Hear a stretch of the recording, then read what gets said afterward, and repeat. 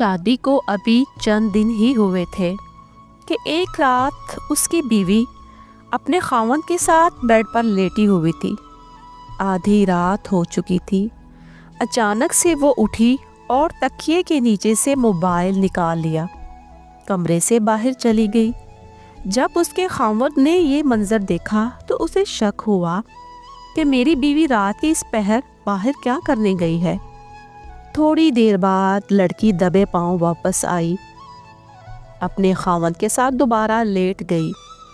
دوسری رات جب دوبارہ ایسا ہی ہوا تو خاوند کی بے چینی بڑھنے لگی کہ اتنی رات کو میری بیوی موبائل لے کر آخر کہاں جاتی ہے۔ اگلی رات خاوند نے اپنی سم نکال کر بیوی کے موبائل میں ڈال دی اور بیوی کی سم اپنے موبائل میں رکھ لی۔ جب آدھی رات ہوئی تو لڑکی ایک بار پھر آرام سے اپنا موبائل اٹھا کر کمرے سے باہر چلی گئی۔ خاوند انتظار کر رہا تھا کہ شاید کوئی اس کے نمبر پر کال آئے گی، لیکن کسی نے کال نہیں کی۔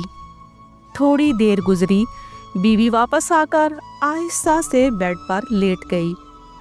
جب بیوی سو گئی تو خاوند نے اس کا موبائل اٹھا کر چیک کیا، نہ تو اس کے نمبر سے کوئی کال گئی تھی اور نہ ہی کسی نے اسے کال کی تھی۔ یہ سب دیکھنے کے بعد خاوند کو شک ہوا کہ شاید بیوی نے نمبر ڈیلیٹ کر دیا ہوگا۔ خیر، رات گزر گئی، صبح ہوئی اور پھر اگلی رات خاوند بھی چپکے سے اس کے پیچھے چلا گیا اور چھپ کر ایک جانب بیٹھ گیا تاکہ دیکھ سکے کہ آخر بیوی کیا کرتی ہے۔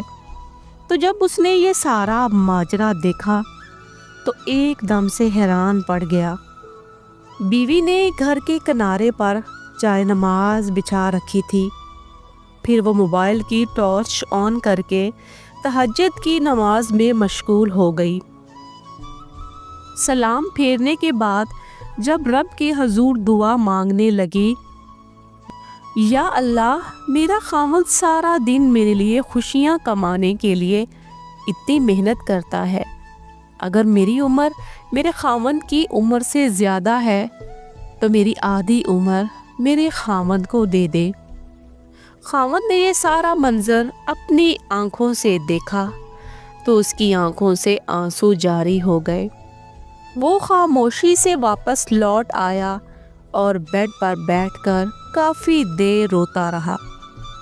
ایک بات یاد رکھیے گا میرے بھائیوں، اپنے اندر کی کمزوریوں کو دوسروں میں تلاش کرنا ہی شک کہلاتا ہے، اور بے وجہ شک کئی زندگیاں برباد کر دیتا ہے۔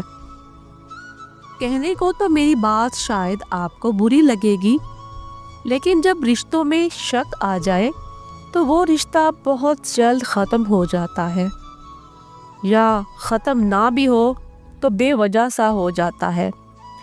اپنی بیویوں کے لیے خوشیاں اور محبت برقرار رکھیے۔ اگر یہ کہانی آپ کو اچھی لگے تو کامنٹ باکس میں میری حوصلہ افزائی ضرور کریے۔ جزاک اللہ۔